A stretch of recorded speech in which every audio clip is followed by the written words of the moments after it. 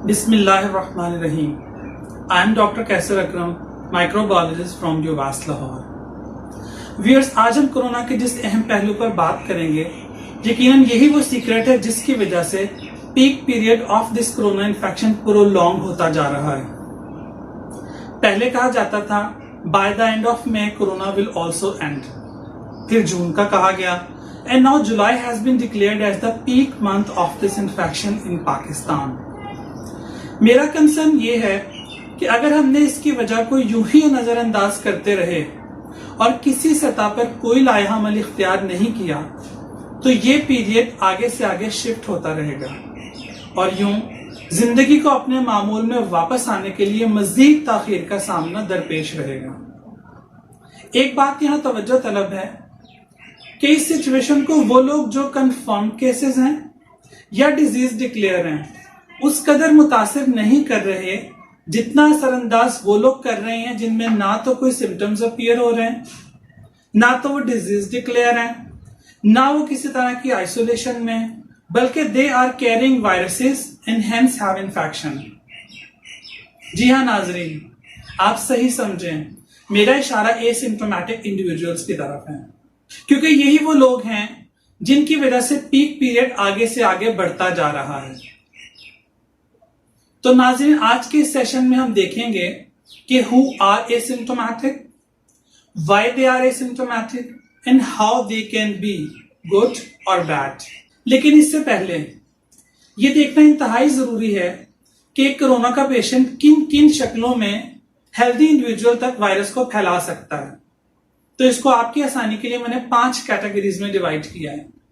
Number 1 pre symptomatic, number 2 symptomatic, Number 3 atypical symptomatic, number 4 recovered individuals and number 5 asymptomatic. सबसे पहले pre-symptomatic. Pre means before, symptomatic means showing symptoms.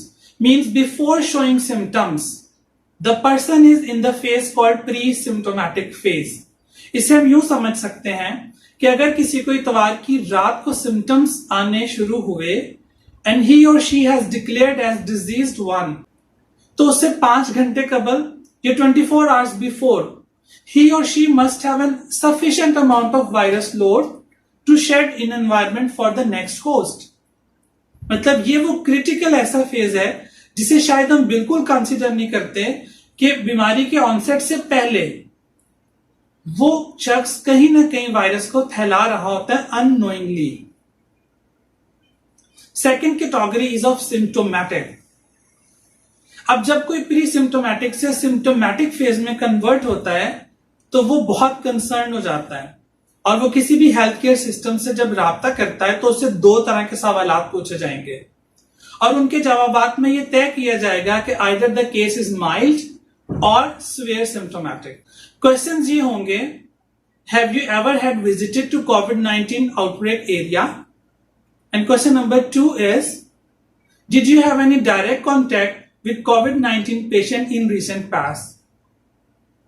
अगर तो इनके जवाबात no होंगे तो the situation will be considered as mild type, और अगर इनमें से किसी एक का जवाब भी yes होगा तो he or she will be considered as severe type of corona।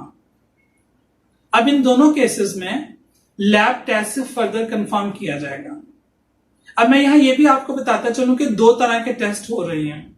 Number 1 is swab nasal swab test, जिनको आरटीपीसीआर के थ्रू वायरल आरएनए को डिटेक्ट किया जाता है और इसका पॉजिटिव आना एक्टिव वायरस इन्फेक्शन को डिक्लेयर करता है। दूसरे नंबर पे सीरम एंटीबॉडी टेस्ट किया जाता है जिसमें आईजीजीज और आईजीएम को डिटेक्ट किया जाता है और इसका पॉजिटिव आना रिकवर्ड होने को डिक्लेयर करता है। यानी आरटीपीसीआर नेजल स्वैब से करते हैं तो एक्टिव इन्फेक्शन को डिक्लेयर करता है और अगर ब्लड में या सीरम में एंटीबॉडीज को डिटेक्ट करें तो ये रिकवर्ड स्टेटस को डिक्लेयर करता है। अब atypical symptomatic, the third category. Atypical symptomatics में ये होता है कि पेशेंट इररेलेवेंट सिम्टम्स शो करता है, यानी सीवियर हेडेक होगी या जीआई इन्फेक्शन हो सकता है, यानी स्टमक अपसेट रहेगा, या आपने सुना कि कहीं टेस्ट और स्मेल खत्म हो सकता है।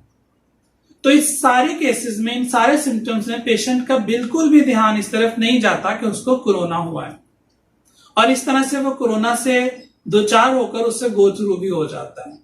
तो ये भी वो एक ऐसी कंडीशन है जिसमें अननोइंगली पर्सन वायरस को शेड कर रहा होता है। देन रिकवर्ड इंडिविजुअल्स, जब कोई पेशेंट रिकवर होकर घर आता है या घर पे ही रिकवर होता है, तो एंटीबॉडीज जो मैंने अभी बताया, सीरम में एंटीबॉडीज IgM और IgG को डिटेक्ट किया जाता है, उनके बनने में 6 to 8 डेज लगते हैं, और उस ड्यूरेशन के दरमियान वायरस लोड इतना होता है कि वो अपने एनवायरनमेंट में स्प्रेड करता है। The fifth and last category is of asymptomatic.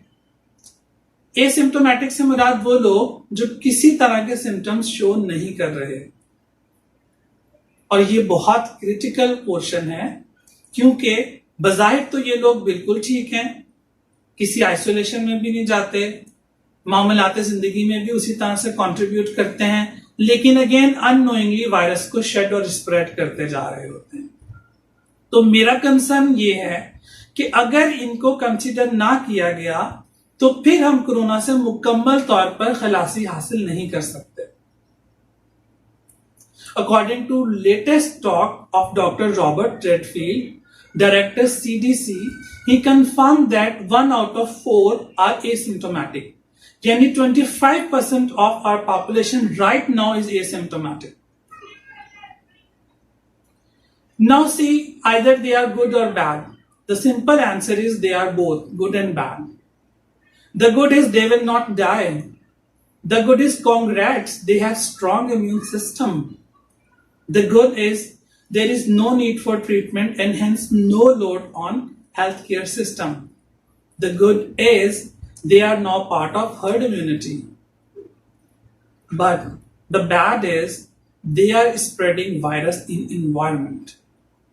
क्योंकि इनका खुद का इम्यून सिस्टम तो इस कदर स्ट्रांग है कि इनमें वो इन्फेक्शन जाहिर नहीं हो रहा, लेकिन ये अपने इर्द गिर्द कुछ ऐसे लोगों में इन्फेक्शन फैलाने का बाइस बन सकते हैं, मसलन बच्चों में और बूढ़ों में, जिनका इम्यून सिस्टम इतना स्ट्रांग नहीं होगा, और उनके लिए ये खतरे का बाइस बन सकते हैं।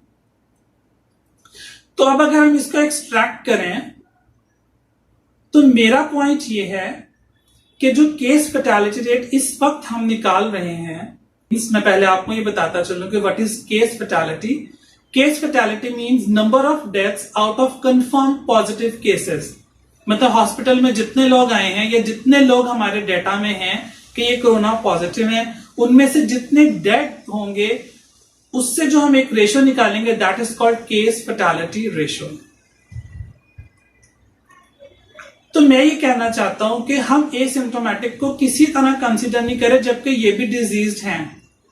अगर हम केस फैटेलिटी निकालते हुए एसिम्प्टोमेटिक को भी शामिल करेंगे, जो कि 25% ऑफ आवर पॉपुलेशन है, जो कि डिजीज्ड हैं, जो कि वायरस को कैरी कर रहे हैं, लेकिन हमारी किसी कैलकुलेशन में नहीं है।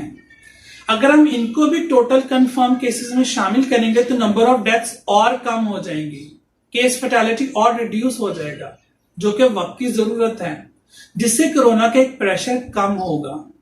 और यही हम चाहते हैं कि हमने डरना नहीं है, बल्कि हमने समझना है और हमने इसका सामना करना है, इस पे काबू पाना है। और इस सब के साथ साथ नाज़रीन मैं आपको फिर बताता चलूं कि ये कोई बीमारी है, कोई आउटब्रेक है या कोई मिसमैनेजमेंट है, ये कुछ भी अल्लाह के हुक्म से है। और मेरा जाती ख्याल है कि अल्लाह के हुक्म के आगे सिर्फ आजिज़ी चलेगी। अगर हम कसरत से इस्तग़फ़ार करते रहें और अकीदत से दुरूद पाक पढ़ते रहें, तो मुझे यकीन है कि हम इसका सामना बड़ी अच्छे तरीके से कर लेंगे। मैं उम्मीद करता हूं कि मेरी आज की इस मुख्तसर सी बात से आपको जरूर कोई फायदा हासिल हुआ होगा। अगर आपको ऐसा लगा हो कि आपका वक्त जाया हुआ, तो मैं उसके लिए माफी चाहता हूं, और मैं कोशिश करूंगा कि नेक्स्ट टाइम कोई और इंफॉर्मेशन लेके आपके सामने आऊं।